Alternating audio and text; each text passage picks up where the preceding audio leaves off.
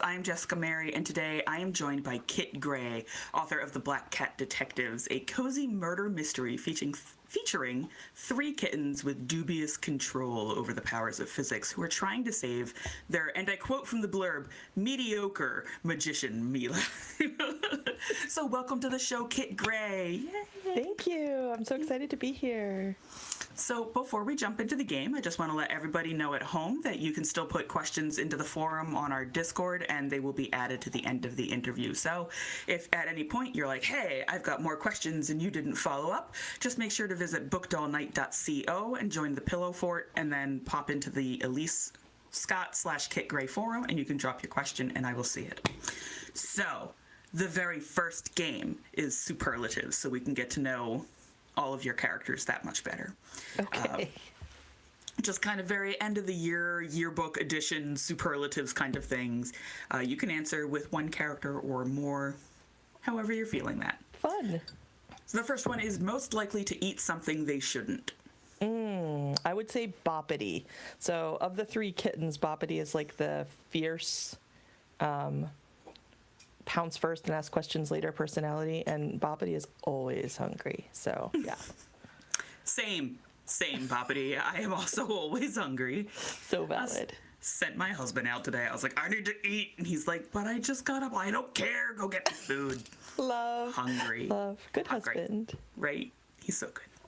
The next one is least likely to want belly rubs. That's probably Bippity, because she is very dignified and serious about everything, and she's in charge of everything all the time. So she might want the belly rubs, but then once the belly rubs start, if they're like in the wrong direction or the wrong texture, then you're in trouble, or she might just not want them at all. The very quintessential pet me with your eyes kind of cat. Exactly. I understand. Yes. Most likely to clean themselves at an inappropriate time. I'm going to say Boop for that one, just because Boop is not aware at all about appropriate and inappropriate times. They are the, like, snugglebug of the group, and they process everything really differently than everyone else. So it doesn't really occur to them that there could ever be a moment that's not about, like, joy and snuggles and love. Aw. That's adorable. Yeah, they're pretty cute. Least likely to set things back the right way after using their powers. That's again going to be Boppity. I don't want to do spoilers, but there's a lot of chaos with Boppity's powers, and he's a like physics first and ask questions later type. So he gets himself into a few binds with that approach. Love that. And the last one is most likely to leave paw prints on something important.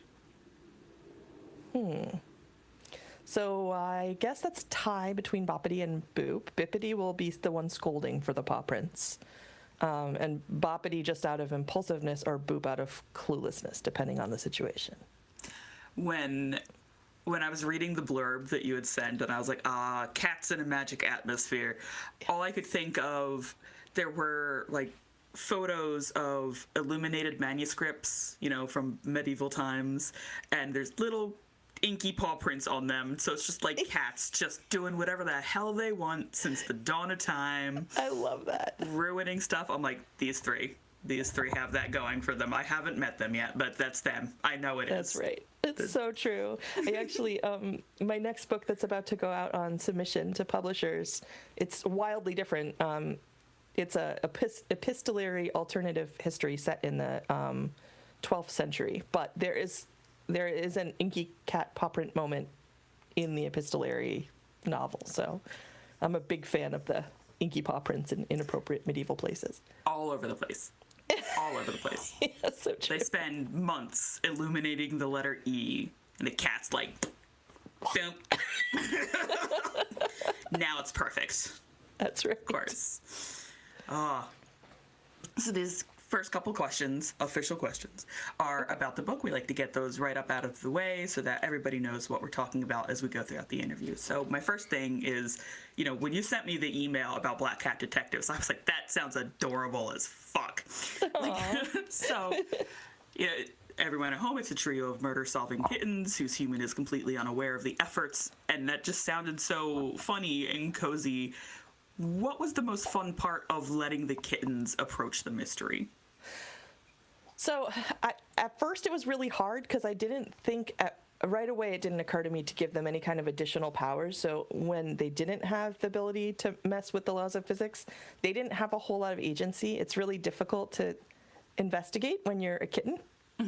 They're like, I tried to write the book as if it were in our real world today, except that the cats can bend the laws of physics, which honestly, maybe they can in real life, who knows? And so like they're not like opening doors or like rifling through the contents of like a drawer or anything like that, because they can't. And that was really, really difficult. Once I gave them each one area where they could mess with physics, then the opportunities for antics just went through the roof, and I actually ended up having to trim down the antics so that there could be story, because I was having so much fun writing them just causing disasters and getting into trouble and making problems. So that was the most fun for me, was writing them just doing. You were like, oops, ridiculous. I made a webcomic. I gotta trim that down. Oopsie doozles. So what sparked the kitten-led story? So there's lots of like cozy murder mysteries, and even some others that are told from like different animal perspectives, like Sheep Detectives. If nobody has watched Sheep Detectives, shame on you. It's adorable. It's so adorable. It's so adorable. I love it. But what led to kittens? So I had 5 elder cats that I had rescued different times in different places, and then I had this. I'm not going to go into the details of it because it's very, very sad, but I had this horrible year where each of them got sick one after another. And in that one year, I lost all 5 of them. And so I went from fine to absolute hot mess across the span of that journey of like going through that with each of them one after another. And historically, I've written like darker speculative fiction, and I couldn't do it. I couldn't deal with like ripping the world apart in order to give one character hope, which is my usual thing. So I was like, I've lost my joy and I need to find a way to find it. And also I'm missing all these cats that I knew. Most of them I knew since they were kittens. And it occurred to me that if I centered them in a story, then I would get an opportunity to kind of bring to life all the things that I loved about them and like memorialize them in this way, like make them immortal, but also like recapture my own joy. And of course, the first thing you think of when you're trying to find a story that centers joy is murder, obviously. Obviously. So, right? Yeah. So, I've been reading mysteries since I was young, and they've always been like a place to go when I need to like put everything down for a minute. So that's in the first draft, the human is such an afterthought. That like there's no emotional resonance with her at all. Like I had to go back in and like put in a meaningful human because the kittens were such the center of it for me at the time. I love that. That sounds wonderfully cathartic. It was so, yeah. So kittens, an adorable lead, and I love them. But animal leads do tend to be more of a focus in children's literature, and I think we can probably agree that murder mysteries, cozy or otherwise, aren't under the heading of children's fiction, at least like middle grade and down, where the animal protagonists tend to be. It is the way that I write children's literature, but that's a different podcast altogether. I love that. So outside of the murder, what makes your story an adult story? So it's actually, when people ask me about it, I tell them it's a family-friendly adult story. So it deals with some heavier themes around like identity and found family. The main character is really struggling with her family of origin is not a place that she, like a touchstone for her to feel good about who she is. She's pagan, so she doesn't really feel like she's connected into the local religious or spiritual community particularly. And she has these friends, but then one of the friends is the sheriff that accuses her of murder. And then the other friend is one of the like, central suspects. And she finds out something about what's been going on with that friend that like shakes the friendship. So she's kind of adrift. And I feel like that's definitely more of like a young adult or adult issue. Like young children usually don't struggle too much with a sense of who they are. At least not like very, very young, but like you can make the argument for like middle grade where, you know, you've got your 6th, 7th, and 8th grade readers that are coming into finding themselves. I think that is kind of a core in that area of literature. I agree with you about that. But I also think if they're comfortable reading a murder mystery, a middle grade reader could potentially read this book. I read it to my daughter the first time when she was 7. So it doesn't have anything particularly heavy in it. And because it's cozy, there's no swearing, there's no on-page violence. There's, I think, one very, very brief mention of blood just that's on the ground. There's no sex. So it's hopefully it's accessible to a fairly wide audience, but the core emotional arc of the main character does have like a heavier weight to it. I like the label of like family entertainment, that like it could be enjoyed by younger audiences. It's not necessarily geared at you, but it's for a much more wide range. Like when I think about the stuff that I've read in middle school, I wonder where the adults were in my life screening some of the books that I read, because my friend had picked up, I don't know if you're familiar with the Anita Blake series. Yeah, exactly. Yeah. Okay. For everybody at home, that's like, it starts out, there's like a sex scene, and then the next book, scene or supernatural orgy in it. And I was reading those at like 12, and I should not have been. And so it's wild to me. And the reason I ask this is because of the animal protagonists. Like one of the things that we talk about in children's literature is like, oh, you can get away with so much when you have animal protagonists because they can represent so much. Yes. And I think a lot of people, they'll pick something up and they'll be like, your cover's adorable. And they'll be like, obviously, this is for kids. And then like, oh, they don't read the book, they don't read the back copy, they just look at this very superficial, you know, the cover's adorable, clearly it's for children. And there was a whole issue with the hockey romance books because they have all those adorable illustrated covers, and people were like, I gave that to my niece and she's 11. And I'm like, that's your fault because the blurb literally talks about having sex. Yes. What? Yeah, it's wild. Cover art also has gotten more stylized as time has gone on. It's like much less common now to have the hyper realistic cover art. So yes, like older shoppers like me may not be aware that you can get like all the sex or all the gore, like all the like, and then the front cover is just like adorable. Right, you could have like a little girl sitting in her window, her hands on her head on her hands, little hair bow, and the back copy is like, after Anita murdered her entire family. And swallowed their souls. And swallowed their souls. She went into the depths of hell to kill them again. And people just don't look at the blurb. I'm like... It's so true, though. I did put in the back of my book, there's a thing in the front that says that it's there in the back, and then in the back, right before the acknowledgments, or maybe right after them, there's like a list of potential triggers. It's back there somewhere. So that if people do want to share it with their younger family members, they can make sure that they're comfortable with those themes being explored. And I think that's smart. Even if it was like a very gory adult thing, I think having a list of things that might be problematic.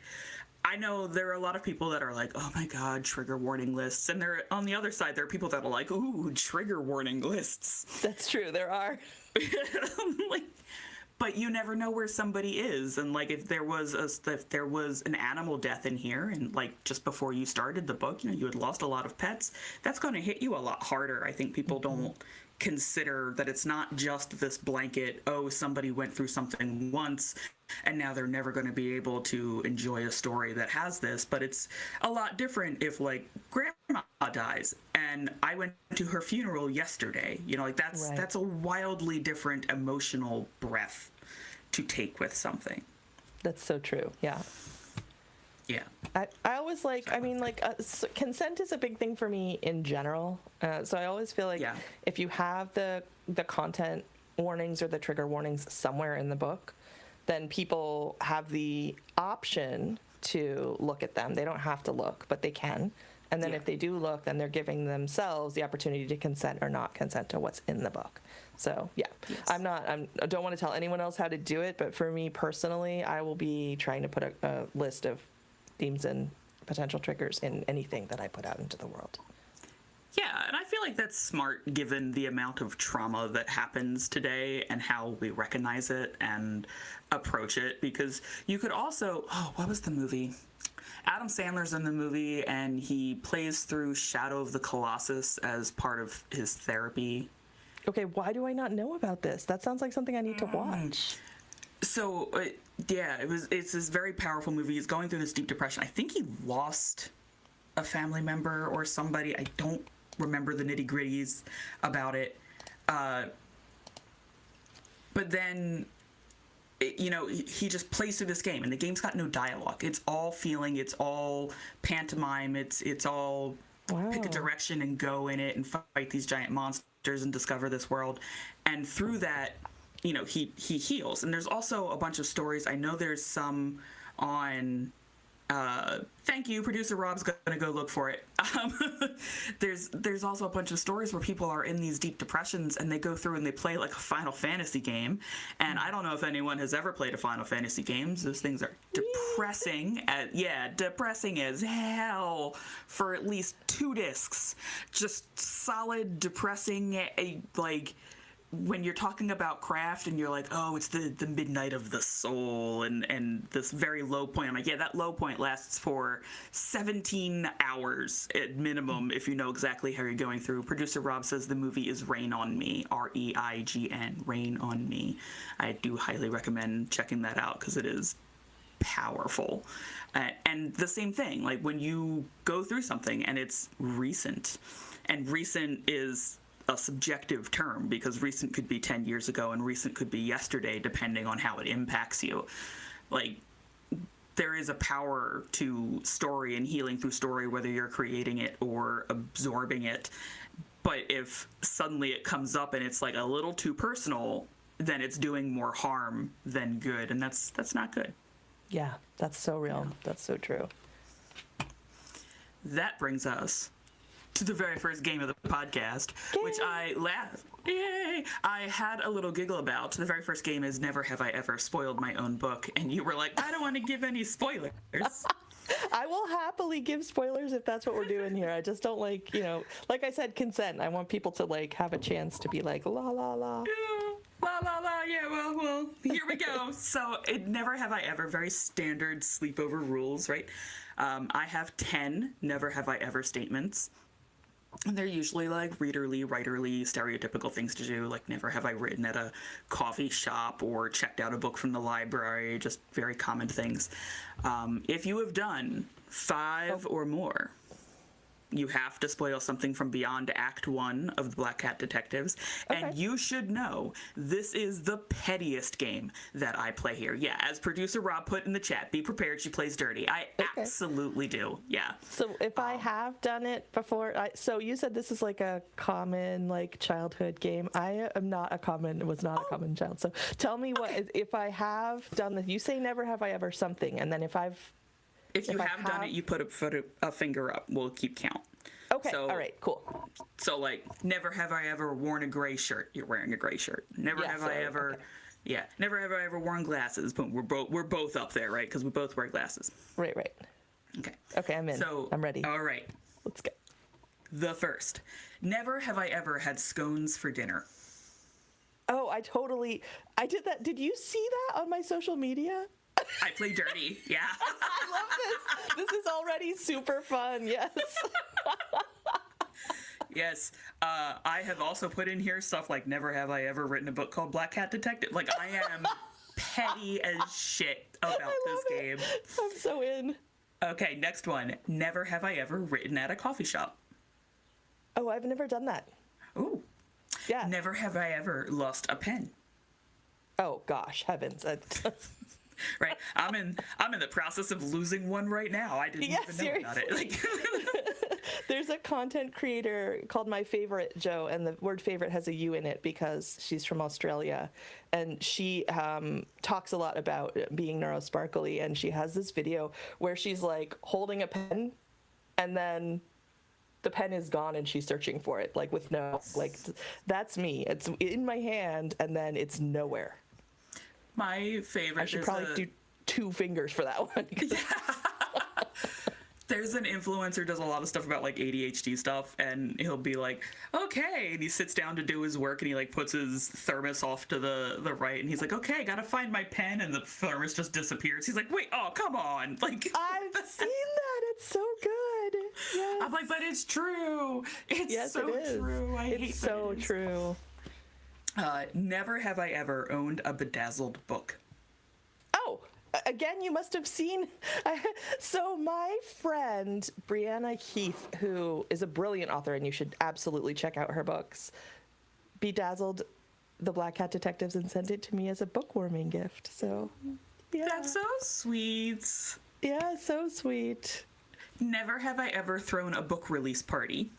Oh, I've done that. You are a stalker. Yes. I love that about you. So we used to play a game here called Burn, Rewrite, Reread, and everybody was using Goodreads to track their reads. So even if they didn't rate them, I knew that they had read them. And I would go through and be like, you have to choose one to burn, one to rewrite, and one to, reread.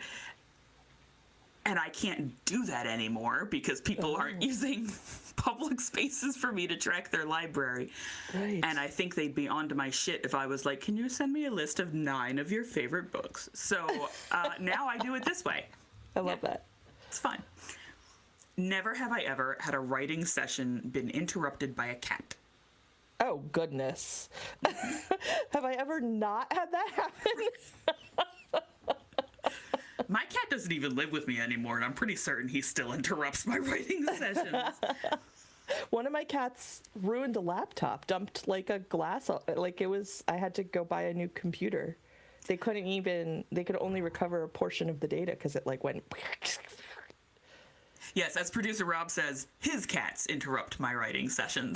Yes, it's true. I love that. It's true. This is why he'll be like, look how cute my cat is existing. It's okay. I do the same thing to her with my dogs. Look at him.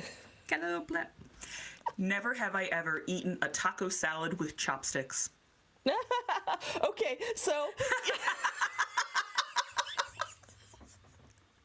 weirdly, that was also like my most successful social media post ever, and I am not.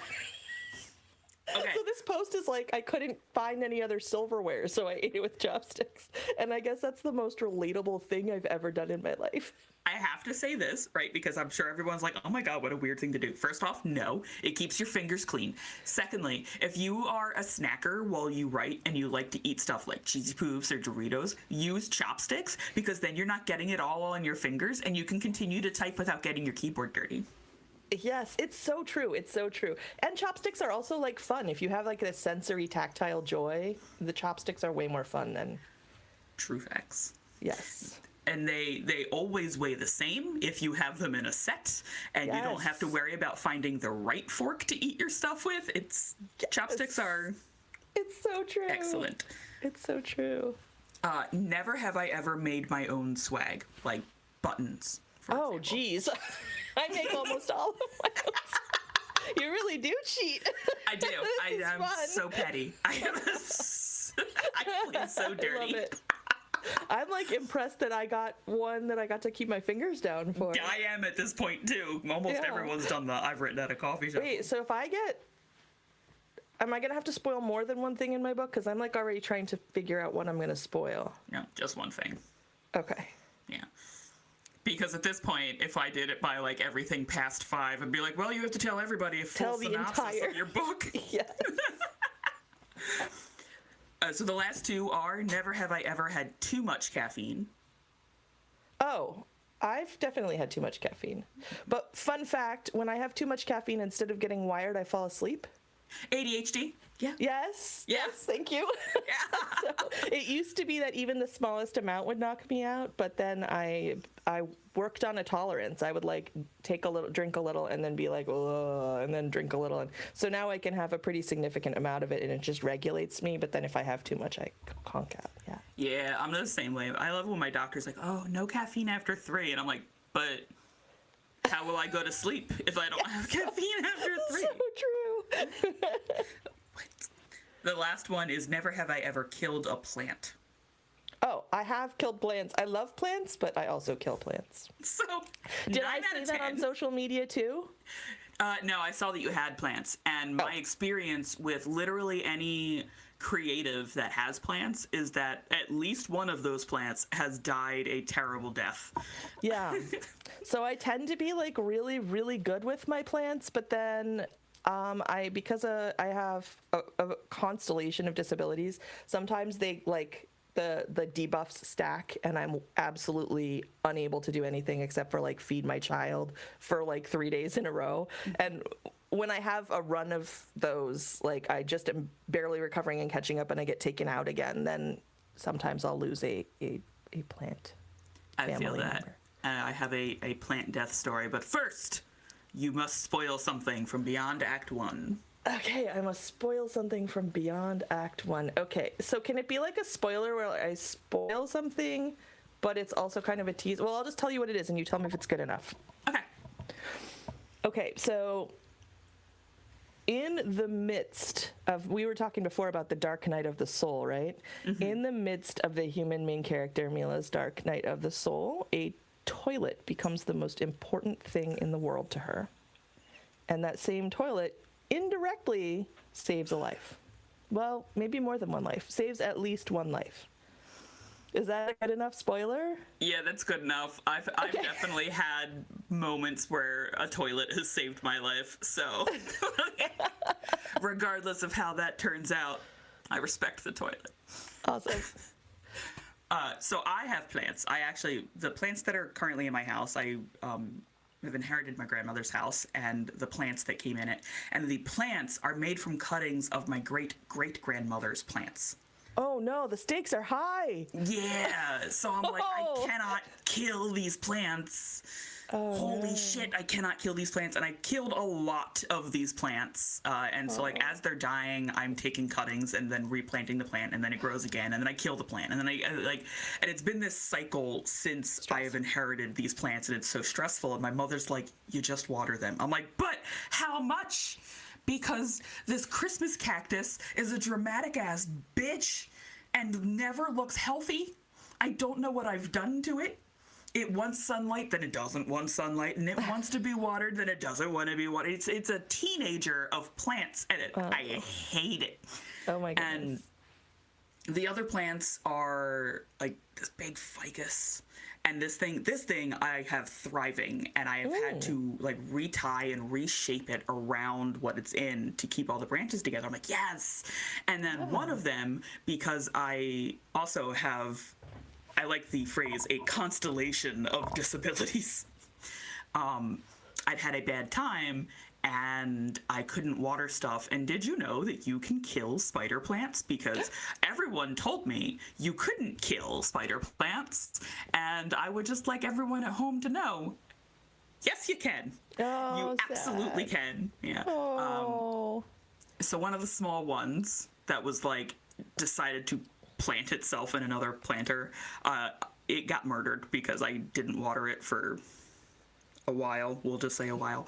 But the other one, I didn't realize that the stand that my grandmother had it on was actually like hollow. And so a lot of the water, so like as I overwatered it, it was just going in the bottom. So this plant constantly had water and was thriving. And has planted itself into the pothos and the ficus and the Christmas cactus and the little lilies that are there. I'm like, okay, you do you, but maybe not that far. Like, you don't need to spread out so much, sir. Wow. But okay, have fun. And there's a corn plant. The corn plant is another one of the ones that is like of the cutting of my great-great-grandmother's, and it's now growing a second stalk. And I'm like, yay! Oh, yay! Yes. So this is a great reminder to, as I transition back to actual interview stuff, because the I was interview, gonna go. We could go into plants and just stay there. right? Just come talk about your book. Your book is now about plants. Enjoy. Bye-bye. Just a quick reminder for everybody watching at home that you can still add some questions by joining the Pillow Fort, our free-to-join Discord server at bookedallnight.co, and then jump into the forum and drop a question, and I will see it and ask it at the end of the interview. So these next couple of questions are about reading and writing. So earlier you actually mentioned that you're currently working on something. It's about to go on sub. So can you tell me anything about that project and like things that you use to take inspiration for it? Sure. So that one, it's been a while since, well, I guess I revised it pretty recently. I wrote it a few years ago. So that is it's a historical fiction, an alternate history. And it imagines a world in which these two real life, like luminary nuns from the 1100s who never actually met or interacted so far as we know. In my story, they both had... that was a cute sound effect. They both had like sort of tragic personal and love life arcs in real life. And in my story, they meet and they start writing letters and they become friends, and then they end up having this sort of torrid long-distance sapphic arc, and then trying to figure out how they can, as they navigate their own trauma, how they can find a way to have a happily ever after in like 12th century Christianity in Europe. Ooh. I don't think anybody had a happily ever after in 12th century Christianity. Yeah. So I did a ton of research, and there were tons of naughty queers in that era, in like churches and in like monasteries. There's this book called The Penitential of Bede, and Bede is spelled B-E-D-E for you medieval nerds out there. The Penitential of Bede is a list of punishments that the head of a like monastery was meant to give to the monks, or an abbess was meant to give to her nuns when they break rules. And the Penitential of Bede essentially says that if you're queer, if you're a woman and you have sex with another, you're a woman nun and you're having sex with another woman, your punishment is 2 or 3, I can't remember. I think it's 3 years of 1 extra prayer and essentially no dessert. So you can just go ahead and keep on having sex as long as you like sex better than the dessert that they had in 12th century monasteries. Yeah. Like, it seems worth it, right? Yeah. And that's it. Like, do you say an extra prayer every night? You don't eat dessert. It's like you don't eat the special options at the meals, right? You just eat a plain meal, and then you can just go ahead. And for men who are having sex with other men, it was 5 years. That's like a slightly bigger sin for some reason when it's men. But here's the interesting part, right? So if you're a woman having sex with another woman and you're using, it was very explicit, if you are using any kind of object that simulates the penetrative action of a male having sex with a female, but you are female, then you get the stacked punishment. So you get the 3 years that women get for having sex with other women, plus the 5 years for inappropriate penis action, for a total of 8 years of no dessert. So, but again, but I feel like if you're having sex and or masturbating, you're getting dessert. It's just not the bullshit 12th century. Agreed. Plus, like, a lot of these nuns are like tending the gardens, right? So the dessert is like fruit, but you're tending the garden, so you just stick a pear in your pocket while you're weeding, and you just have your dessert later while you're in flagrante, and you're good. Like, it's all so. Oh, they're sticking a pear in their pocket, all right, yeah. So you were asking me how I prepared for this. You're still. I wonder what the punishment for the pear is. Like. Oh my god. If the phallus is never mind. We don't need to. Oh god. Okay, so to research this book, I did so much. I have a shelf. You can't see it, but there's a shelf up there because both of the women that I was writing about were real women, and one of them, Hildegard von Bingen, who is actually like a saint in the Catholic Church now. Hildegard von Bingen probably was actually a lesbian. There's a whole sad story I'm not going to go into about something that happened to her in real life, but Eloise, my other character, is Eloise from Abelard and Eloise, which is, if you're not familiar with it, is this very famous love story of a woman and her teacher who fell in love. He was like her personal private tutor, and instead of like tutoring her, he was banging her. And she got pregnant, and then the uncle found out, and the uncle hired a bunch of guys to castrate him. So then in his shame, he broke up with her and entered the priesthood and forced her to become a nun, and she had to give up the child. And so it's a whole like, it's this whole, but then like decades later, she happened across a letter where he was writing to a friend to give an update on what had been happening in his life, and it rekindled all these feelings in her. So she wrote him this absolutely torrid, explicit, it's not "I still am in love with you," it's like, "I still fantasize about the time when we were supposed to be celebrating Christmas, but instead we banged on the altar," kind of a letter. It's like, it's so these letters became famous because they like open a window into like medieval era female sexuality or whatever. Anyway, and this is another example of like, why were we reading this when we were so young? But the letters were assigned to me for the first time as a reading assignment when I was a sophomore in high school. So what I later figured out, and when I did the math, is that he was almost twice her age. She was probably about 14 or 15, and he was almost twice her age.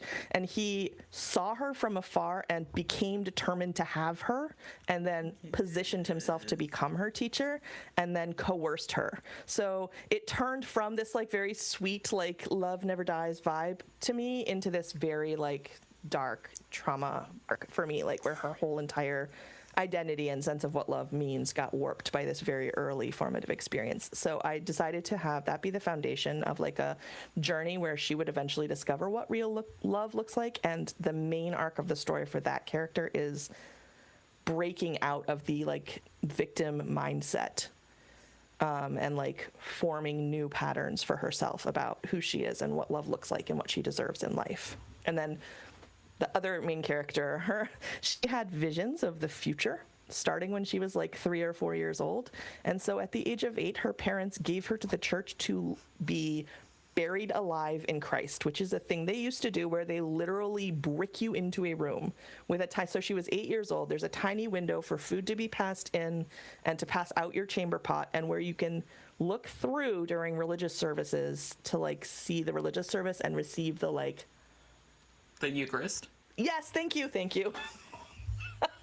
thing on the top. Yeah. Right. So she stayed in that state with just one woman caring for her until she was 15, and then she took vows. So they each had this really traumatic thing happen to them when they were really young, and I gave them this trauma recovery arc through this sapphic dynamic. And there were a lot of things that I didn't want to get wrong, so I read 7 different of Eloise's letters to Abelard, and I read multiple different translations and some of the original German and Latin from some of the things that Hildegard of Bingen, she wrote a ton of stuff. She wrote music, she wrote a book of medicine, she wrote about her visions of the future. So I read all these books, but then I also made this binder. Hold on, I'm going to show it to you.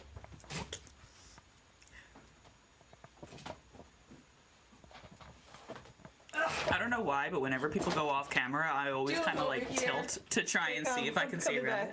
Yeah. This is my research binder for this book. That's one of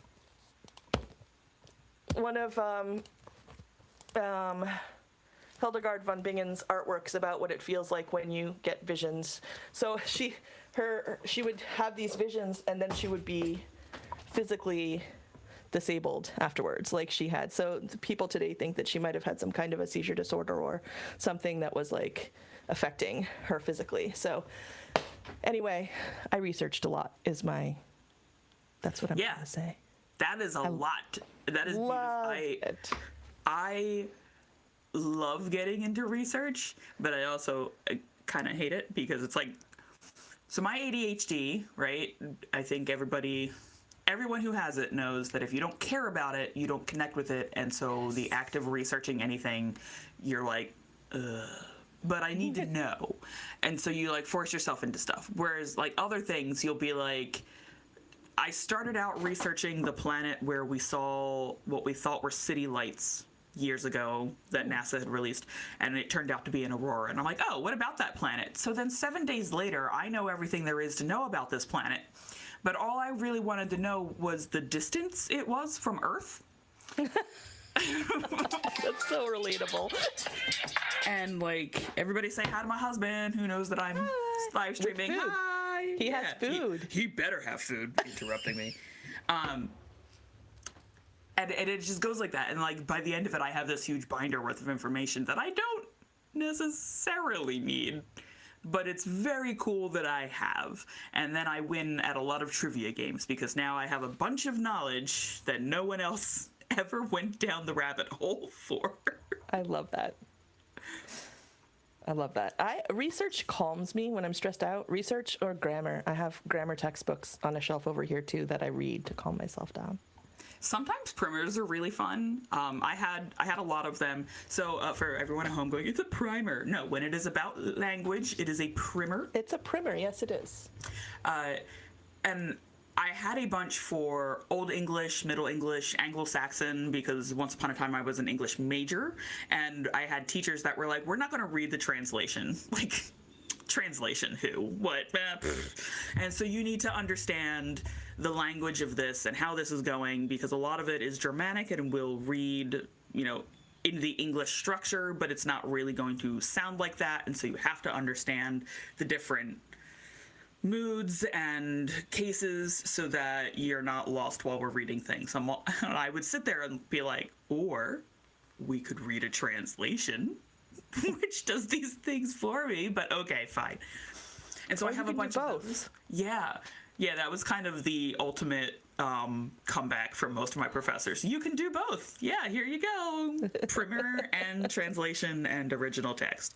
But I also have them for like pirates and how the pirate like language and syntax and semantics all formed and twisted, and how I have one for French pirates as well as for English pirates, and it's really cool to watch how some things became very similar and how some things diverted, and I'm like, this is really great. Wow. And I love language. I grew up in the town that I live in is the town that I grew up in, and I am surrounded by immigrant families. There was Italian immigrants, Croatian immigrants, Polish immigrants. There's a lot of very different languages around me, and so like language has always been a fascination. My grandfather himself spoke like 5 languages, only taught me curse words, and so then he wasn't allowed to teach me anything anymore. Sad. Yeah. My mom's got this one story about like we went up to I want to say Acme, but like the local food market to go grocery shopping, and I was just repeating what my grandfather had told me, and a woman behind him was like, do you know what your daughter is saying to me? And my mom's like, no. And here I'm walking around calling people a fat whore in Croatian, and my mother's like, what are you doing? And probably like in the cutest little, hello, you're a fat whore, like probably in the most adorable. Yeah. It's like, where did she learn that? Why do you teach her to say that? I didn't. My father, oh my God, I have another talk with him. Yeah. It's very, there's a couple of those stories, and it's very much, did you ever see my Big Fat Greek Wedding? Yes. Yes. For everyone at home, there's a scene where the man marrying into the Big Fat Greek family is trying to say, let's all go inside, and the brother says to him something in Greek, and what it actually means is, I have 3 testicles, and that's what he shouts out to the lawn, and it's basically what my grandfather did to me. Oh my goodness, rude. Yes. Rude. Funny, but rude. So rude. What would you say is the best piece of writing advice that you have actually applied to your own craft? I think the most hard-fought and hard-won piece of writing advice that I have actually applied to my own craft is to mostly ignore the writing advice that's out there. take it in, learn from it as much as you can, and then dump it. And a lot of that for me is especially around like writers will a good writer or a real writer does this or doesn't do this. Real writers don't use adverbs. Real writers avoid filler words. Real writers write every day. Almost none of those things is true across the board. And especially ones around process like write every day can be actually actively harmful for me. If I feel like there are these rules that I have to follow in order to be doing it right, then whenever I want to write something and I'm in the flow and I come up against one of those rules, it stops me in my tracks and I have to like fight through it and then try to get back into my flow again. And with stuff like write every day, that's not realistic for me with, again, the constellation of disabilities. So, when I shame myself for that not being realistic for me and say, like, if I were taking this seriously, I would make this happen, then I get all up in my feelings about that, and it gets in the way of me actually being able to just have a natural flow and relationship with my writing. So my biggest advice is ignore all the advice and figure out what works for you. That's like huge to me. Yes.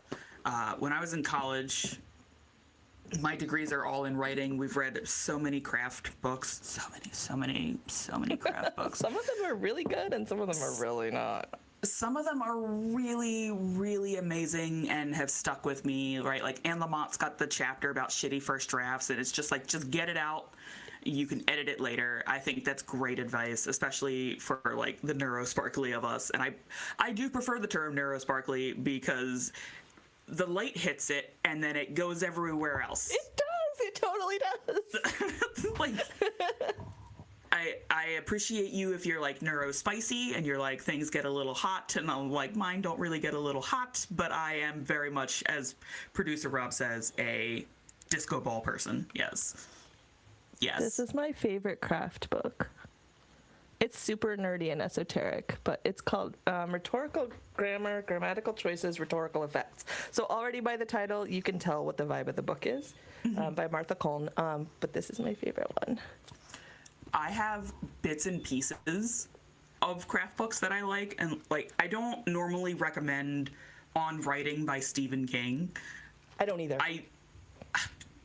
There are two parts that have always stuck out to me from that. One is that he's got a part where he's like, I just sit down and do it. And every time I hear about that, I just want to flip off the entire book. And I'm like, you sit down and do it, sure. You were coked out of your mind at one point, but okay, you sit down and do it.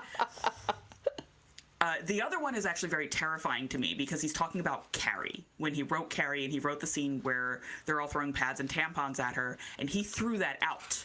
And when he wrote the scene, he was on a typewriter. He was on very physical media, and he took it, and he's like, I don't see it going anywhere. He put it in his trash bin. His wife took it out and was like, I want to know where this goes. And it leads to Carrie, and Carrie is a huge career-changing book for Stephen King. Yeah. None of my pieces are physical. They are all digital. They are all on my computer. They are password protected. There is no trash can for someone to go through and be like, I think this is actually a good idea and you should revisit it. And so nothing gets deleted now. And so there's a whole folder. Yes. And then there are other parts of your brain that can be Stephen King's wife. When you see all those list of names and you're like, oh yeah, that one. Yeah. Actually might have been good. Wait, I want to just show you this really quick. I don't know if you can see it. I can't see it very well. Okay, can you see that there's like topography on the words there? That's one of my favorite things about this book. It taught me to think about sentence structure as a way to change the music of your prose.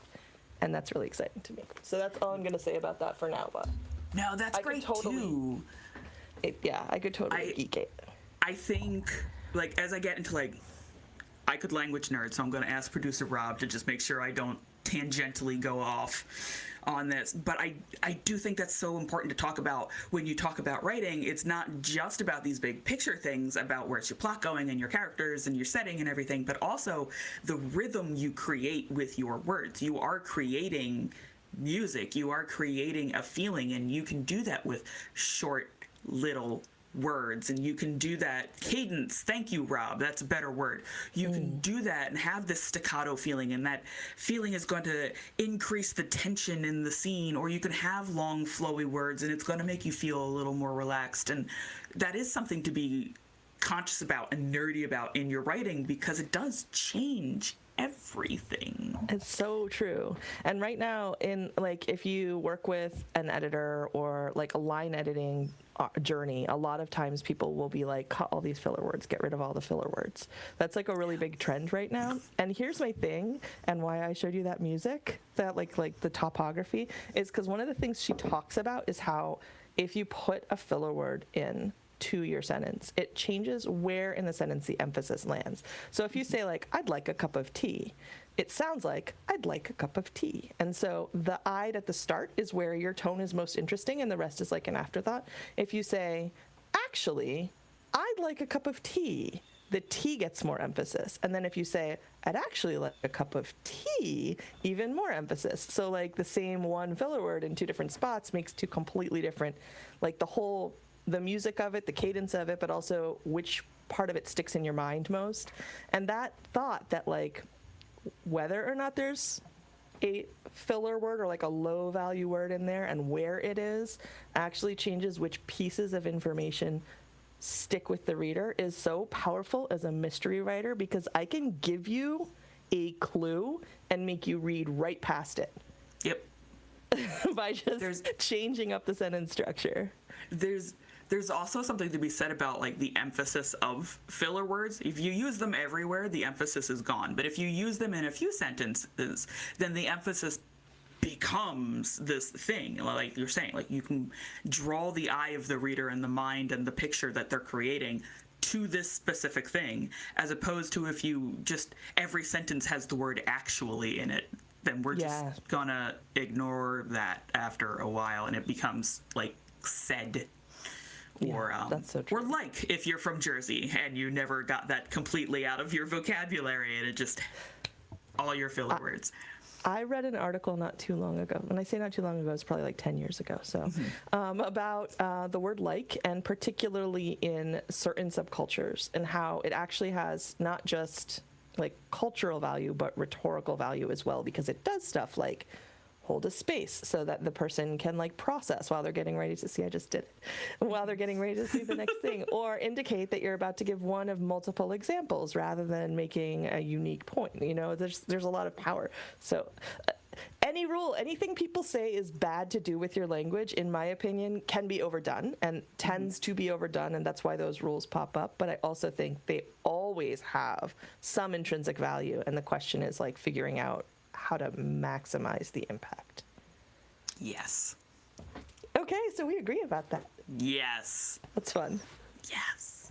Yes, and it's fun to meet another like micro language nerd. I don't think that many people get excited about talking about like flow and cadence and exactly where you put what piece of which sentence to get. I do though, and it's not just as a writer, but as a reader, there is something to be said about picking up something that is so beautifully written and clear, right? Because I think everyone has picked up a piece of poetry, and these are beautifully written poems, and then you're like, but what does it mean? Like, yes. Like I love all this language, but I have no idea what was just said to me, versus something that is beautifully written and clear. Yes. And I could go on forever, but we're already at the hour mark, and I still have a game and another section to get through. It's too bad you're interesting. That's the problem. If you were really boring, this would go much faster. This is my problem. I write interviews too well, and I do too much research on people. It's my cross to bear, really. And as producer Rob points out, a good guest also helps. That is true. Aw, thank you. I will put this is the last question for this section and then move on to our next game. But the last question, would you say your disability or neurodivergence ever feel like they get in the way? I know that my ADHD often gets in the way of my writing, and how do you get through it?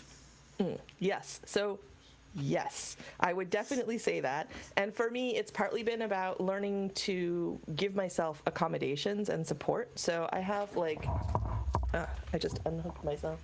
Oh no! See, can people see me, or is it just you that can see me?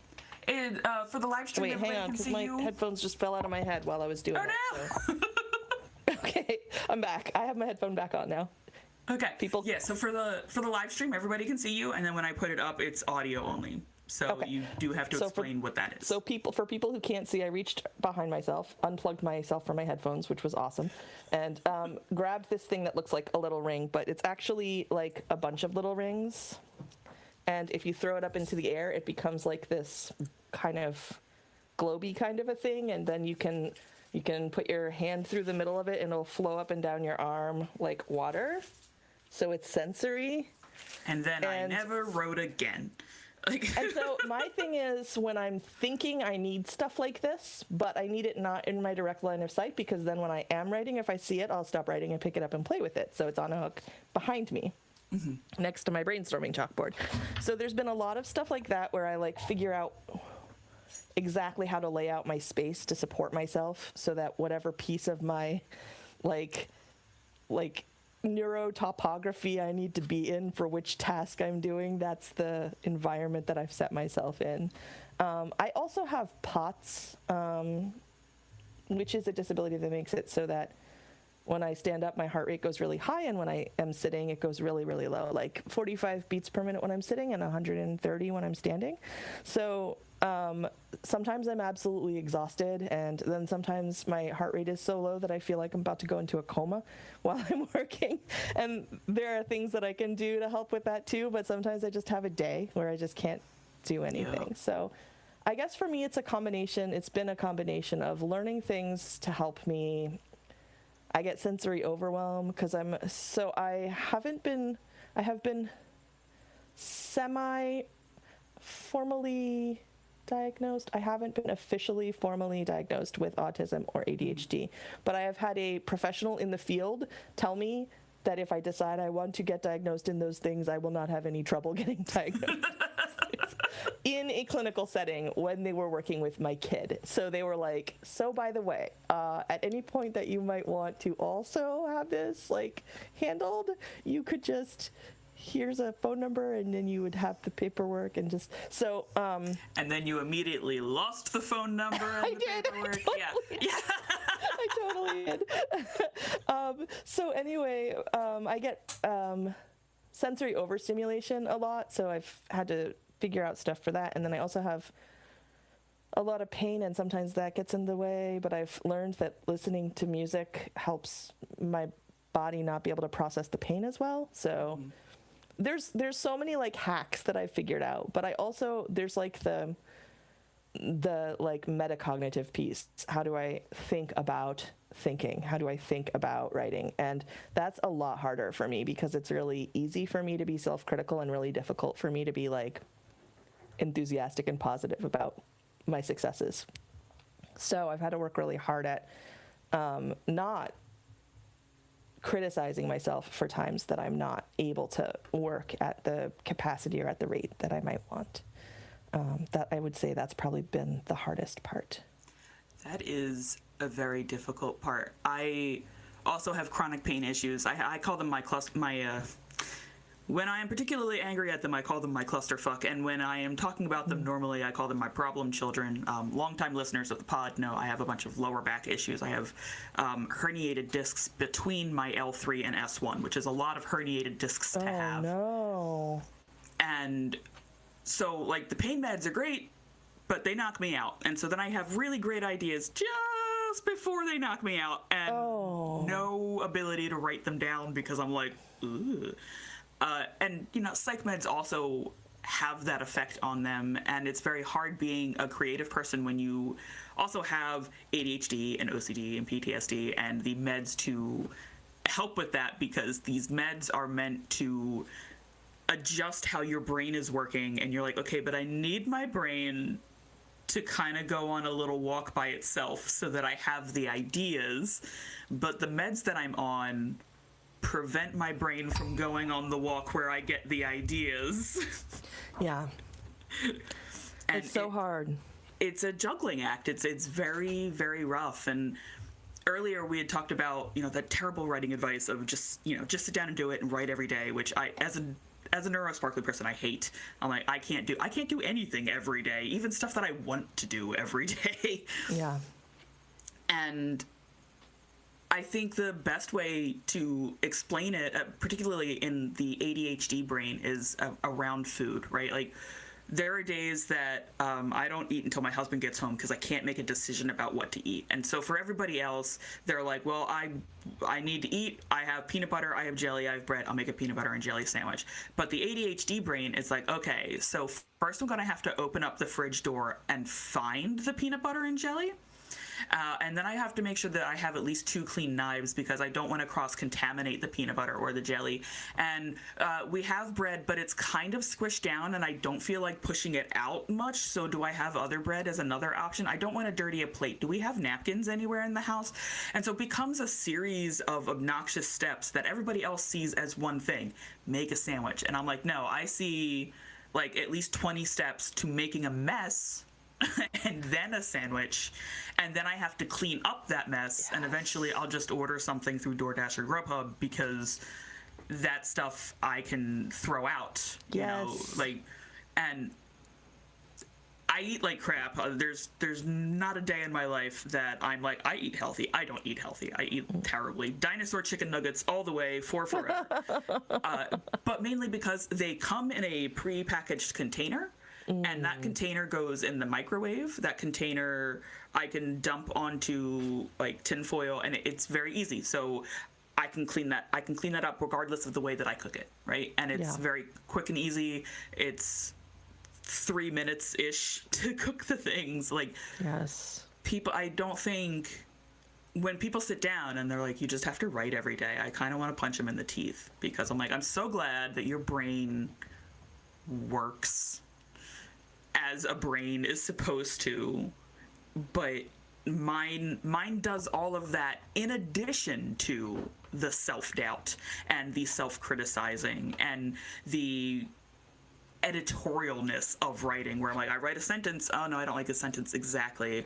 Or if I'm having a particularly bad OCD day and the key didn't make the right sound, so now I have to retype that sentence until that key makes the right sound. Yeah, I'm like, oh my gosh.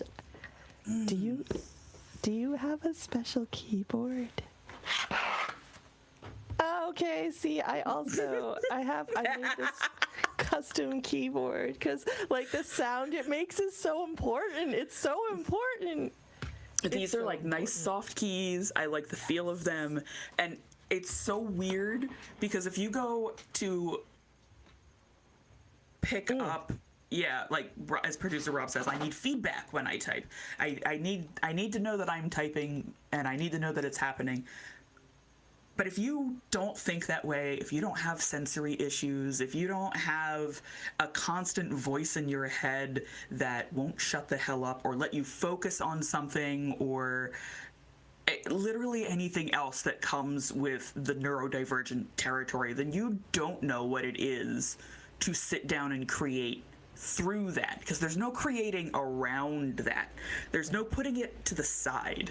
You have to work through it. You have to work with it. It's going to show up in your work. And period. Sometimes it's great, right? Like when you're in that hyper-focus land. Oh man, hyper-focus land is the best land. I mean, my editor for the Black Cat Detectives gave me comprehensive edit notes. I love her. Bless her. She's the best editor ever. I wish I could work with her for every book that I ever publish. She sent me these notes, and then I had to have a call with her because I had thoughts and I had questions, and she was amazing. And then, but essentially the first, the draft of the book that the publisher bought, she was like, love the writing, love the kittens, love the like setting, the Corvin's Cross and setting with all the characters, and hate the murder victim, hate the way the murder is done, hate the solution, hate the way it's revealed. Like the actual book, the story No. So I had to rewrite. I got to keep about 15% of my original text, and I rewrote the entire rest of the book in 3 weeks. I wrote like 80,000 words in 3 weeks. And I had that hyper-focus locked in because there were so many things that were new, and I was so excited about all of these new ideas, and I could not wait to write them.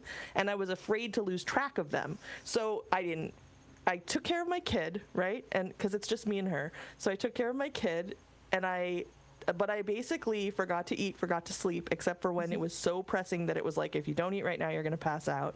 And I just worked, and I wrote a whole new book in like 3.5 weeks. And it was amazing. But then, of course, I couldn't do anything for like 2 months. Yeah, because the burnout happened. And Right. you used up, like, you borrowed from the future to Right. do everything. And Yeah.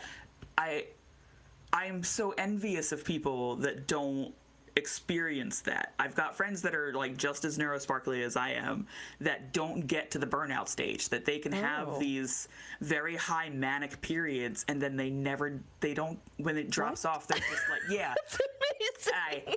I hate them for it. I hate them for it so much. I'm like, you know, that was a thing. the way that it feels like if you drink, right, and you get a hangover, and you and your friends both had the same amount of alcohol, and your friend wakes up and their hair is perfect and their makeup never smeared overnight, and they don't even have like a headache, nothing's too loud to them, they don't feel nauseous. That's what it's like. That's what it's like so to rude. be, yeah. That's what it is like to have that manic focus zone episode and watch somebody else have it and not get burnt out. That's the wild. level of hatred that I have for that ability for people. Wow. I can't even imagine what that would be like to just go from standard to superhero, back to standard, back to super. So do they even experience it as disabling ever, or are they just like, no, I just have a superpower. My neurosparkly is a superpower. Oh, no, they definitely experience it as disabling because sometimes when they're in their hyper-focus, they can't do anything else but what they are hyper-focusing on. Yeah. And I'm like, and that part sucks, right? Yeah. But, like, the fact that when you come out of it and you don't need to rest for the next 2 months, I kind of hate you for, because I've had that. Like, before we got my anxiety and OCD under control. And the pain, by the way, has done wonders for my OCD, because I'll tell you, you can't go around the house 5 times when it's very painful to go up and down the stairs. And so I've had to sit with that feeling and get a lot of exposure therapy because I can't go back and check the door. I can't go up and check the sockets and everything. That's exhausting too. Yes. However, the pain has contributed a lot to like the agoraphobia. So now I have what happens if I fall in public? What happens if it gets bad and I can't drive myself home? And it's like, okay, well, that's enough. I'll stay here and I will stay on the couch. And it's got its little silver lining. The OCD is kind of coming under control, with the exception of I want this J to sound exactly like the H key does, and it doesn't, and that bothers me sometimes. It's rough. It's rough, and like so many things have to align in the perfect celestial kind of once in a lifetime alignment for me to get things done, even on a small scale, regardless of like my creativity. It's so rough. Do you know the word syzygy? Syzygy. Okay, it's one of my favorite words. Okay, so it's spelled, are you ready? Okay, it's spelled Syzygy, syzygy, and it means when planets align, like when celestial bodies line up. So I just wanted to give you that word because that's what you were talking about, and it's like the best word in the world. Sorry to interrupt. No, that's perfect. And I'm gonna go yell at Maggie because it looks like it's Polish. Is it? I don't know. So I was trying. Maggie on the podcast is Polish, and Polish is their first language. And I tried learning Polish because I would be at their house often, and they speak Polish in the house. And I was always taught it's important that if you go to a house that doesn't speak English, you should be able to say hello, thank you, and like, how are you doing? Like, just have a small polite conversation, even if you can't go into depth. It's just a polite thing to be able to do. And I tried, but Polish is all consonants, man. I was like, where are the vowels? It's like, there are no vowels. I'm like, where are the vowels. I just love vowels. I love vowels. Yeah, I love vowels. Every other language I've learned has vowels. Where are the vowels? Do you know the term PEM or PEM, like post-exertional malaise? I've heard it. Okay, so it's mostly used to talk about chronic fatigue, but I've found that it's a really helpful way to frame so post-exertional malaise is after, if you certain kinds of disabilities, notably chronic fatigue, if you do something that is like a normal, and I'm using air quotes for people who can't see my fingers bouncing up and down like rabbits, a normal activity, and then you're exhausted afterwards because you've pushed yourself too hard, that exhaustion doesn't just resolve like how exhaustion typically would resolve, but in fact you get this malaise, like this illness, and you lose ground that can actually be hard to regain over the long term because the amount of recovery you require sets you back behind where you were at before you did the task. So it's not just like I exercised, I was tired after I exercised, I rested, and now I'm back to baseline. It's I exercised, I was destroyed after I exercised. I rested until I was vaguely capable again, but then I felt horrible, and that's my new baseline. And now I have to decide what to do next. Yeah. So the reason I'm bringing it up is because for me, sometimes these concepts are really great inspiration for writing. And I know I'm not supposed to be interviewing you, but I'm kind of curious to hear your thoughts on this. Like in my book, the kittens have their abilities, and then when they overuse their abilities, they get overtired, and one of the other characters in the books, this other like wiser cat, explains to them that what they have is post-exertional malaise, and then is like, well, it's originally a human concept for like people who have disabilities, but it's also this thing that happens to us. So I'm just wondering does that happen to you? Do you get like inspired to slip pieces of like the disability experience into your all the time? One of the pieces that I am currently querying is about a young girl with very severe social anxiety, and her family kind of forces her to go shopping on her own, and she gets cursed by a witch at the market. And so every time she has a panic attack, she transforms into a chimera. And so she goes on the run. That sounds amazing.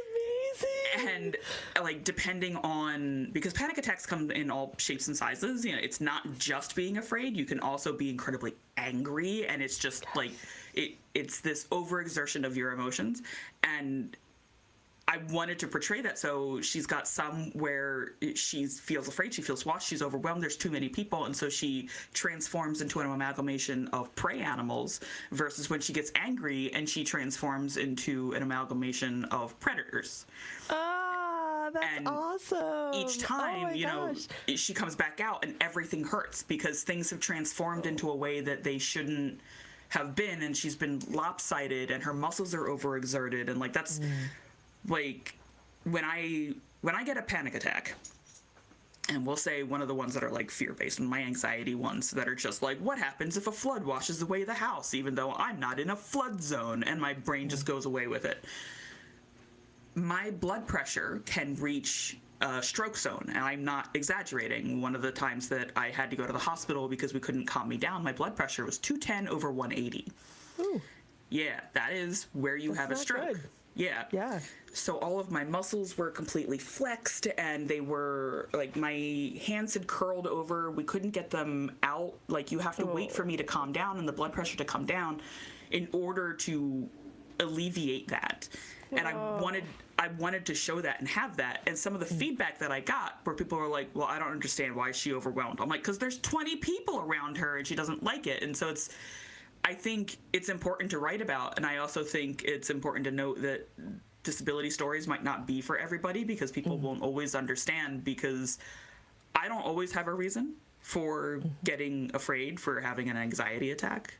And I don't always have a reason for being tired, because some days it's like, well, I woke up and I watched the newest episode of Star Trek Strange New Worlds, and now for some strange reason, I am exhausted.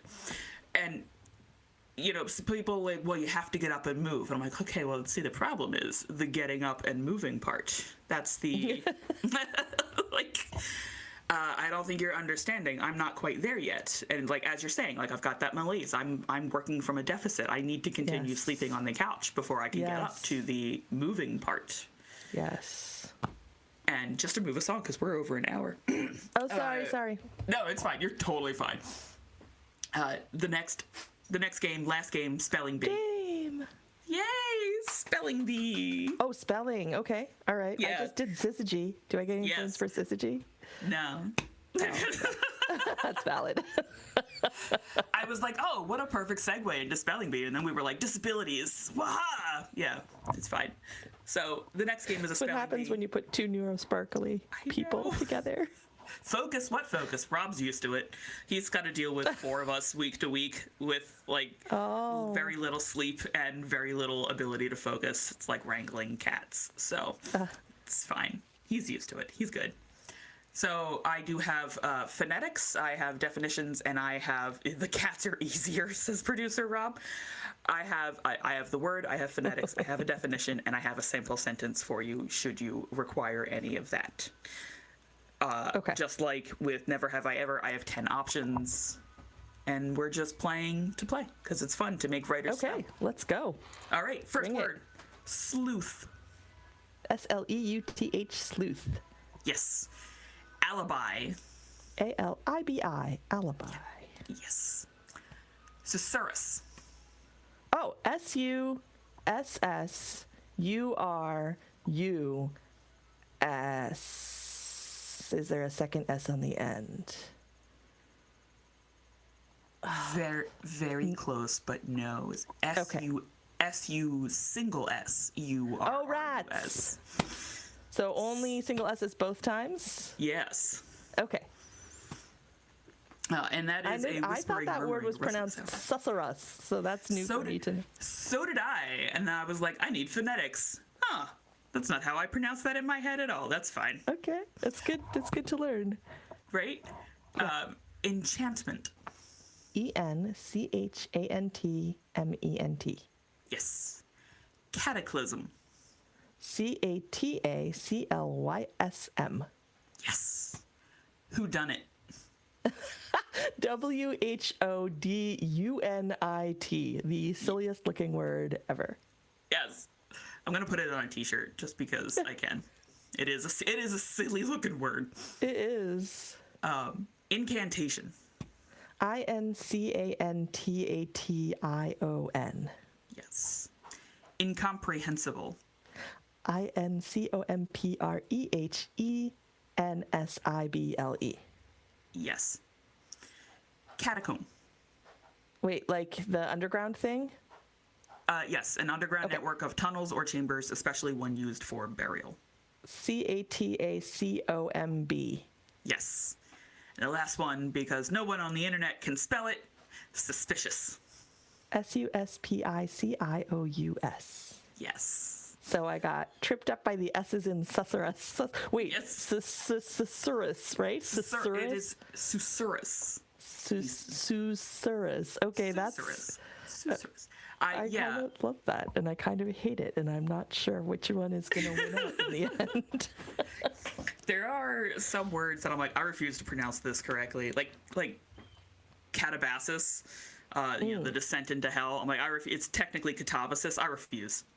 It sounds ugly. Yeah. It sounds ugly on my mouth, and I don't like it, so it's Catabasis. I'm going to be aggressively American about it.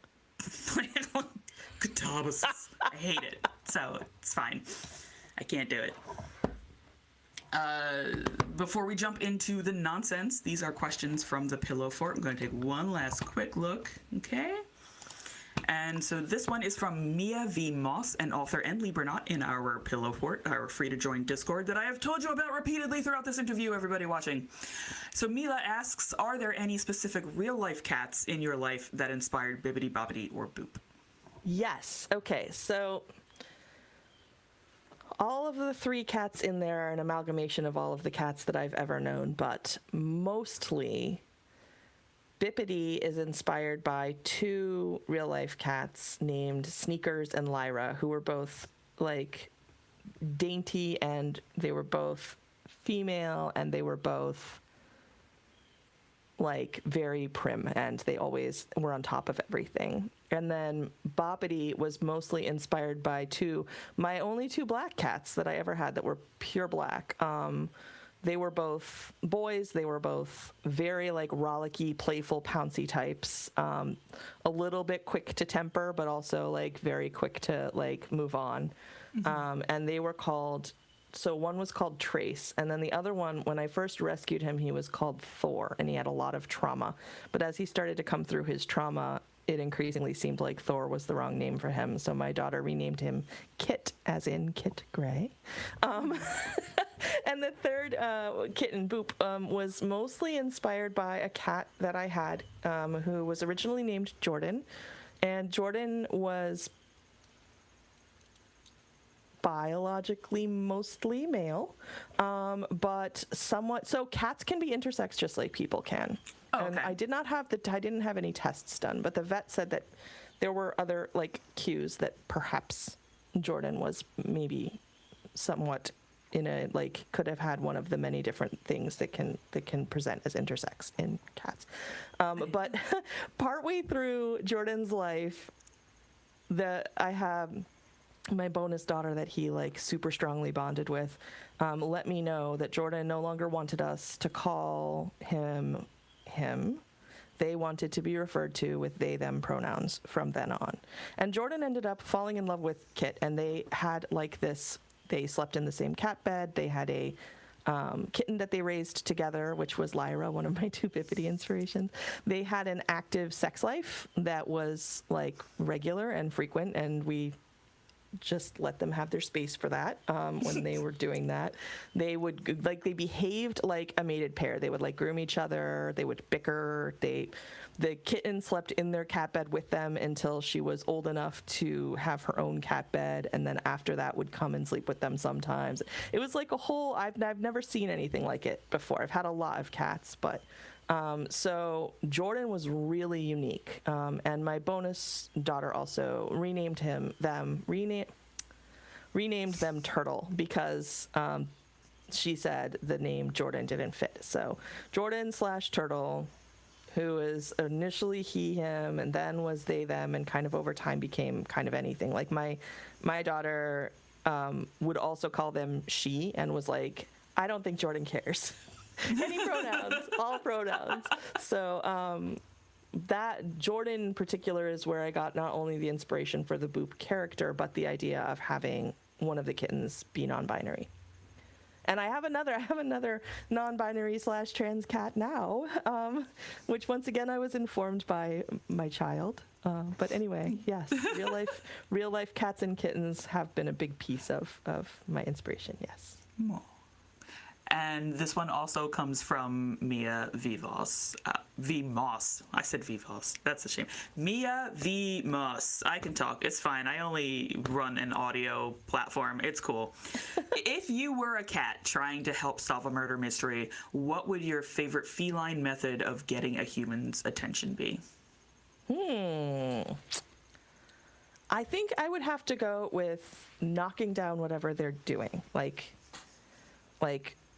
stomping all over their keyboard, dumping their water, pushing their plate off the table, eating their shoelaces. Like whatever it is that's distracting them from me must be destroyed is probably the strategy I would use. I'm glad you're not like my cat who likes to eat hair. Oh, goodness. Yeah. So That sounds nice. Plumpkin Obadiah. Oh, what a name. I love it. Yes. My little orange bastard.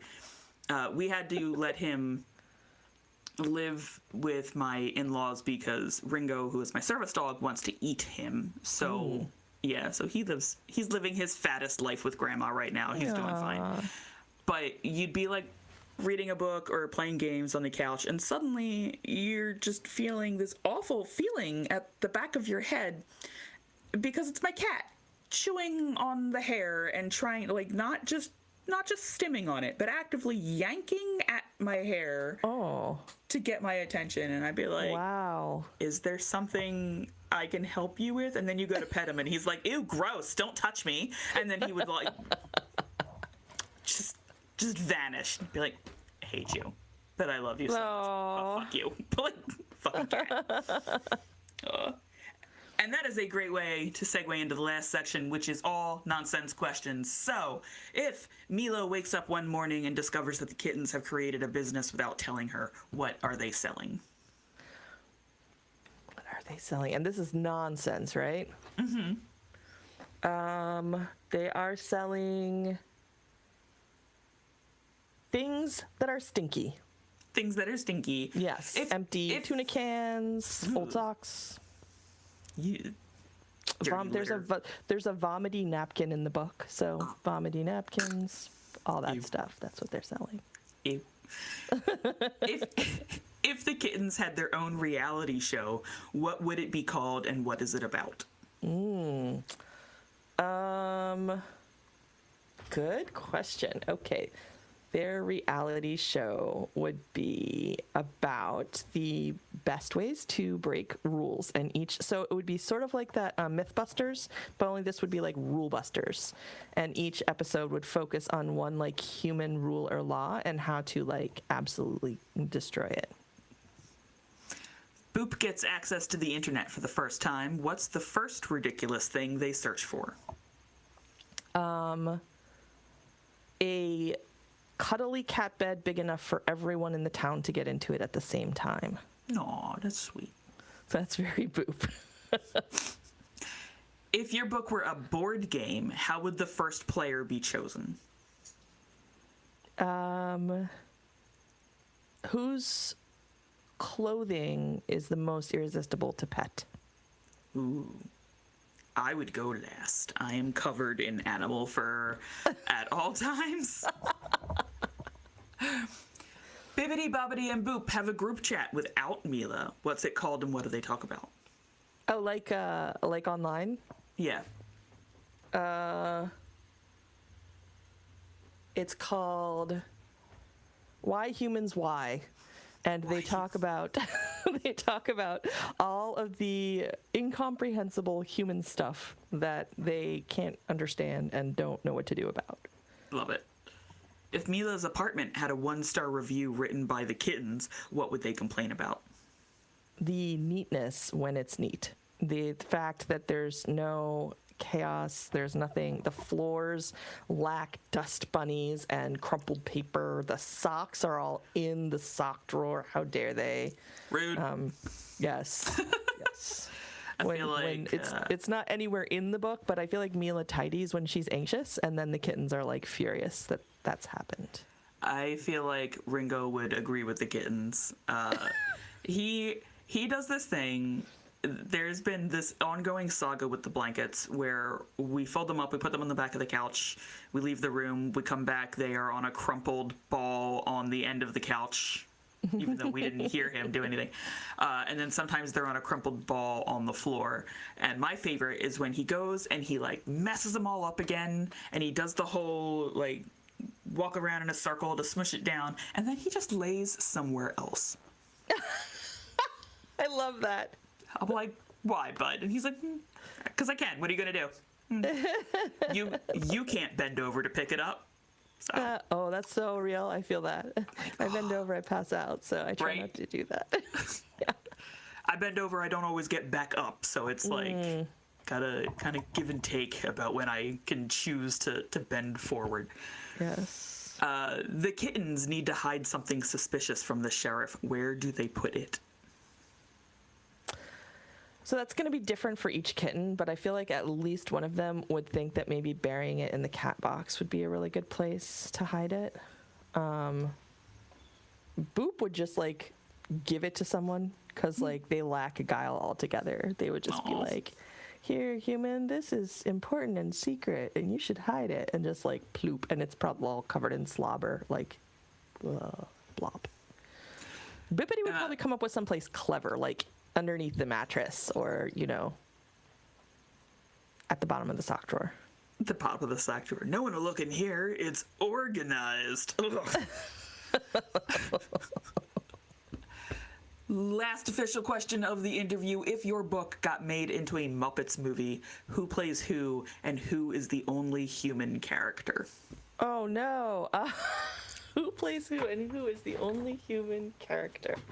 Okay, so I'm really, really bad at like people names. I'm very, very bad at that. And so, like, I thought you were going to ask about authors, and I brought this big stack of books so that I wouldn't, but I did not prepare at all for like movie people. Muppets. Okay, so who would be Mila? Mila has got like red hair and she's fat. So, who's like irresistible and adorable and has good manual dexterity and is fat? I am gonna completely fail on this on this whole game.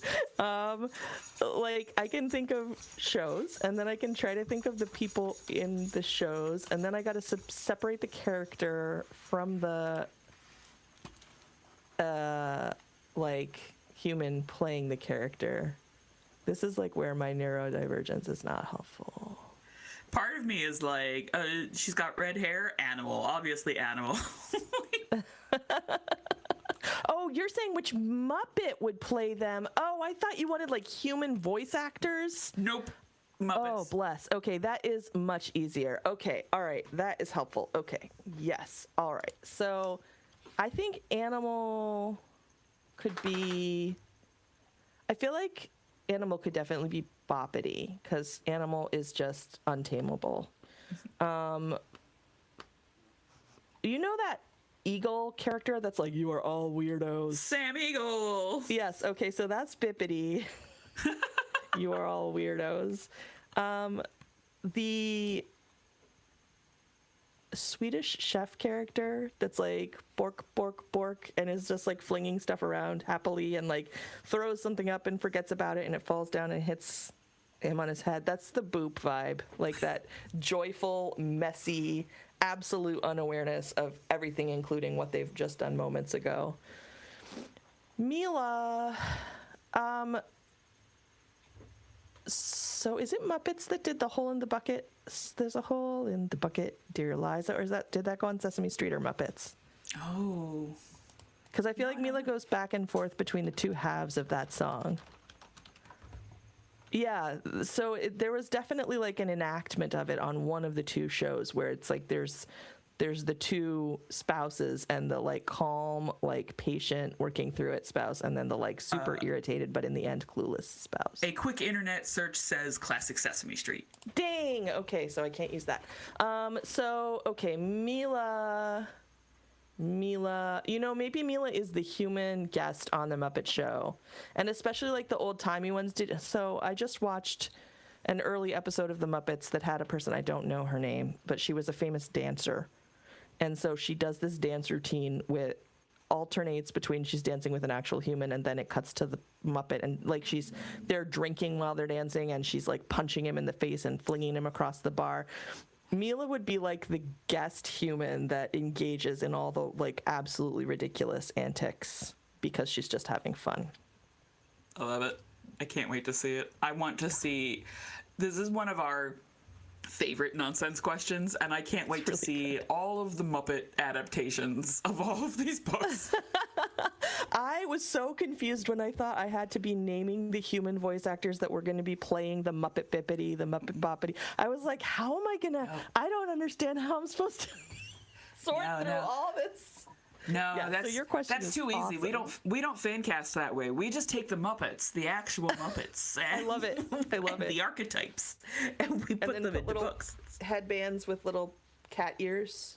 Yes. Like the animal with like a little cat ears headband. Yeah, like not a cat Muppet, just like a Muppet with very bad cat ears on them and little whiskers. Like, yeah, exactly. I kind of wish that Fozzie Bear were in there somewhere, or like Gonzo, but like definitely Boop is more Swedish Chef than either of them. But I feel like they could have been like understudies. Doesn't Gonzo eat cats? I think that may be accurate, yes. Yeah. Yes. Maybe Gonzo's not in this one. Maybe not so much, yeah. Oh, that's Alf. You're right, producer Rob. No, I think Gonzo also likes to eat cats. Well, now I've got to go look that up. It's been a while. On our way out of the interview then, where can everybody find you and your books? Oh, okay. So my website is my non-author name, Elise Scott, but there's a dash between the Elise and the Scott. So it's elise-scott.com. The Black Cat Detectives you can find basically anywhere. So the distributor's Penguin Random House, and if you go to the Penguin Random House website and search for it, then it'll list, like, here's where it is on Thrift Books and Books A Million and Amazon and Barnes & Noble. But you can also just go to, like, any of those places. And actually, I just recently found out that it's on Google Books, and you can read, like, the first 4.5 chapters of something of it there for free, which I maybe shouldn't be announcing to the whole world, but there's a rule that they're allowed to display like 10% of the text for free. So the first 10% of the book is up there for free on Google Books. So so you can go have a little checkout and then grab the book because you'll obviously love it. If you like it. Yep. So then finally, and we ask this of all of our guests because a lot of people come together to put books out, is there anyone that you would like to thank, from agents to editors to writing partners to fellow authors or friends who had to listen about your book a million times? Oh, there's so many people. Yeah, absolutely. So my agent is Marissa Corvisiero at Corvisiero Literary Agency. Marissa's amazing, partly because she's just she's enthusiastic. She's a great advocate. She's never dishonest about her opinion, but she's also never discouraging. So it's a really amazing combo of like very clear upfront feedback, but also like I can trust what she says, but also like I always leave every conversation with her feeling good. She also knows me really well. So like my editor, Denise Zaza over at Crooked Lane, who's also incredible, reached out to me to talk about something that I shouldn't probably talk about yet. And I can't, maybe or maybe not. Nothing is. But anyway, reached out to me and I contacted my agent because I was like, is it okay to have this conversation? And my agent is like, no, I will have that conversation because I know that if anybody says to you, that they're interested in any book that you have in your head or on paper, you're just going to try to give it to them for free because all you care about is getting them out into the world. You don't care at all about making money. And that is so accurate. Like if it were up to me, everything would be out there for completely free and I would be not eating. So she knows when to include me in conversations and she knows when to tell me that I'm not allowed to participate in conversations until certain things have happened.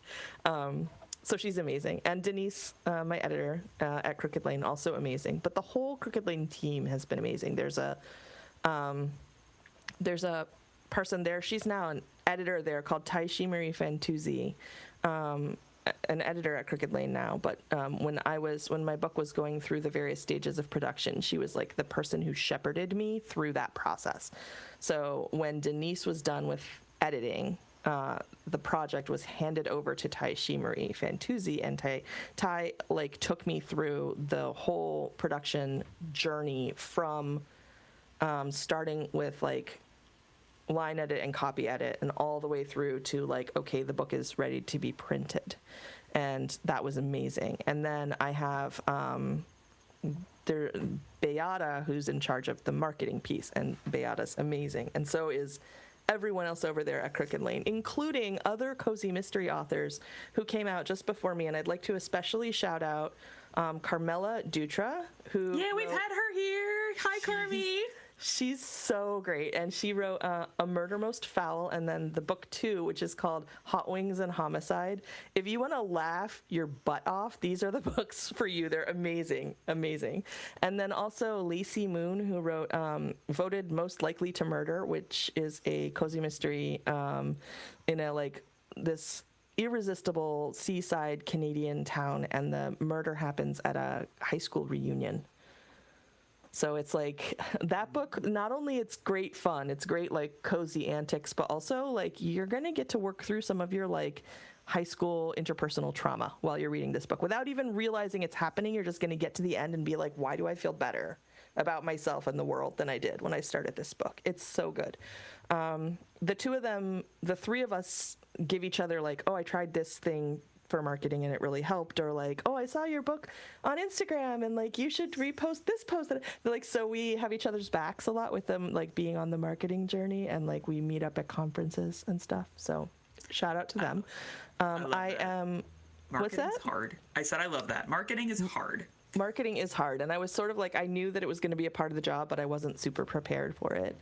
There's also a 2026 debut authors Discord server. And so whenever, like, if you get a publishing deal and it's a debut either overall or in a new genre, whatever year it's coming out, there's going to be a Discord server that you can join. And that has been incredible. I've met so many amazing people on there that have really helped me, and especially with the marketing piece. Like, there's a lot of group marketing that comes out of that. I also have a Discord server that I'm a part of. It's just like a small group of friends, and it, like, they know who they are. They're amazing, all of them. And they're the people where, like, they're going to break your heart when they give you feedback, but in the best way. Like, they're going to tell you it straight, and you're going to be like, oh, that hurt. Okay, let me go revise, you know? Yeah, but you need that. Like, you need can't those, have yes men editing your stuff. You have to have someone be like, Jessica, what the fuck? Like, you like, have this to is have not that. working right now. This is...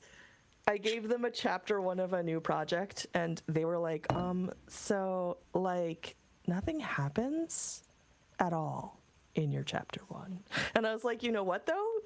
Nothing happens at all in this chapter 1, and something should probably happen in a chapter 1 of a book. Like, something other than the characters sitting existing. in a room. Yeah, like, it's an interesting room, it's an interesting situation, but still... nothing happens. So I think the best part I've gotten is from my friend Krista, who lives out on the West Coast, too far away from me. But she was like, Jessica, nobody wants to read about chores.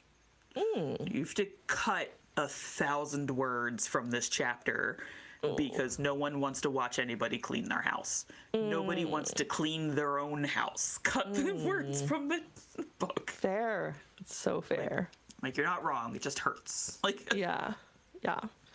And then I have 2 writing friends in particular, Alice Hathaway and April McLeod, that are like my people. That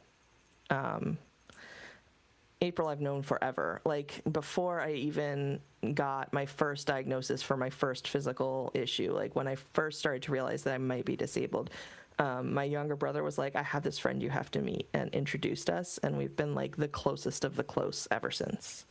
And then Alice, I actually met in an agent's inbox. This particular agent posted on Twitter when they were reading fulls, and we both had fulls out, and they would drop these vague tweets that were not vague enough, so it was really easy to figure out what book they were talking about. And they would be really enthusiastic, and you would get your hopes up, and then you would get the rejection. So we were both like in that situation, one right after another, and our books had a lot in common. So in the comments of those tweets, we were like chatting to each other, and then we connected directly after we both got rejected, and looked at each other's books and gave each other feedback, and realized that we love how each other writes. And now we're so close that my daughter and I go up and visit her and her partner really, really regularly, and my daughter calls them her aunties. So, yeah, so that is probably not everyone I should thank. I feel like there are more people I should thank. The bookstore owners, oh my gosh. Indie bookstore owners are like the best people in the whole entire world. Librarians also. So you show up and you're like, so... and they're like, okay, cool, hand it over, let me look, I'll write down the ISBN, who's distributing it. Oh, okay, cool, yeah, we can get. And they're like, they're so nice, and they're so welcoming. They'll set up book signings for you, give you a little table. It's amazing. So bookstore owners and librarians. And I'd like to particularly shout out in my town, Breakwater Books is my local indie bookshop. They've been incredible. There's a bookshop in Massachusetts, I think it's in Acton, called the Silver Unicorn. If you're anywhere near them, do a book event with them. They're incredible. And then the next place that I'm going is called the Enchanted Violet, and it's out in the middle of the state of Connecticut. And they are a queer-focused bookstore. Ooh. So they're amazing. So I'm really excited for that. So bookshop owners and librarians. That's exciting. Yeah. And thank you so much for joining us today. This has been so much fun interviewing you and having so many chats. And we're gonna be friends, and we're gonna keep talking about books that teach us about languages. So don't be afraid when you see 1,000 emails come from me like, did you see this article? I love that. I'm here for every single email. I think if our goal was to talk for an hour, that I might have blown that up a little bit. Yeah, it's about 2 hours. It's fine. I have to edit so much of this down. It's cool. It's going to be a part 1, part 2 kind of interview, I think. Yeah, it'll be good. But for everybody at home, thank you for joining us today. Make sure to join us on August 29th, next weekend, at 3 p.m. Eastern, 12 p.m. Pacific, for our rescheduled interview with Sarah Everett about the Romance Rewind. And that is a wrap, officially, on this episode of Booked All Night, and we would love for you to be a part of the conversation. So don't forget to rate the show, drop a comment, subscribe, leave some fan mail by clicking the link at the top of the episode description, and make sure to visit bookedallnight.co. Again, that is bookedallnight.co to join the Pillow Fort, our free to join Discord community where you can hang out with fellow Libranauts, ask authors questions in our interviews, see some excerpts when we have permission to share them, and discover your next favorite read. This is Kit Gray, Jessica Mary signing off and reminding you all to stay booked all night.